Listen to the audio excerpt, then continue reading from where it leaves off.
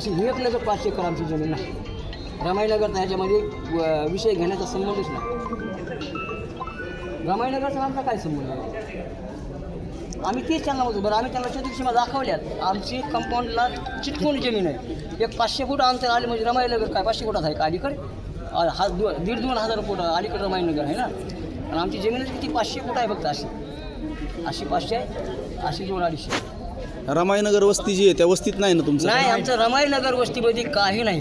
रमाईनगर वस्ती सोडून तुमचं आमचं जे आहे. आणि सगळ्यात महत्त्वाची गोष्ट, आम्ही तिथले जी लोक अतिक्रमण केले त्यांना बी आम्ही हटवा म्हणत नाही. त्यांना बी कुठं ना कुठं नियमानुकूल करून द्या. त्यांचा आमचा वैयक्तिक ह्याच्यामध्ये काही संबंध नाही. आम्ही म्हणतो आमचं जिथं आहे तिथं तुम्ही आम्हाला द्या. भले तुम्ही तळ्यामध्ये द्या, पण द्या. कुठं नाही कुठं द्या. त्या 5 एकरमधून एकर अर्धा एकर कमी आलं तरी चालतंय आम्हाला, पण द्या. काही ना काही आम्हाला द्या. ही आमचं शासनाला पहिल्यापासून मागणी. आम्ही जसं लिखी द्या, आम्ही तिथे लिखी दिले तसं 5 एकरच्या ऐवजी बाबा तुम्ही 3 एकर द्या, 4 एकर द्या, जेवढं शिल्लक असेल तेवढंच द्या. साहेब ह्याच्या पलीकडे काय करायचं ह्या तहसीलदाराला?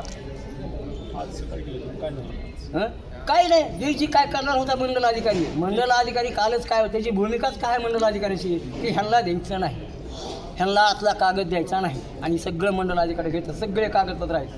त्याला बोलवा तुम्ही, ते कसे कागदपत्र घेत नाहीत मी बघतो.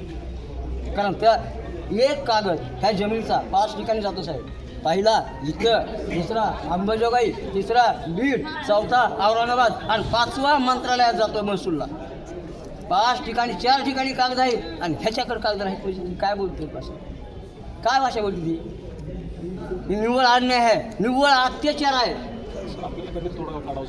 मग आपल्या तोडगा मी त्यांना तीच बोलतो ना, त्यांना तीच बोलतो. काय जास्तीत जास्त 4-2 घरं असतील अतिक्रमणामध्ये आमच्या जमिनीमध्ये असतील, ती बी आहेत का नाही ते आम्हाला फक्त माहीत नाही. बाकीचे घरं तर रमायचे पूर्ण वेगळे आहेत. आमच्या जमिनीपासून अलिप्त आहेत ती लोक, टोटल लोक अलिप्त आहेत आमच्या जमिनीपासून.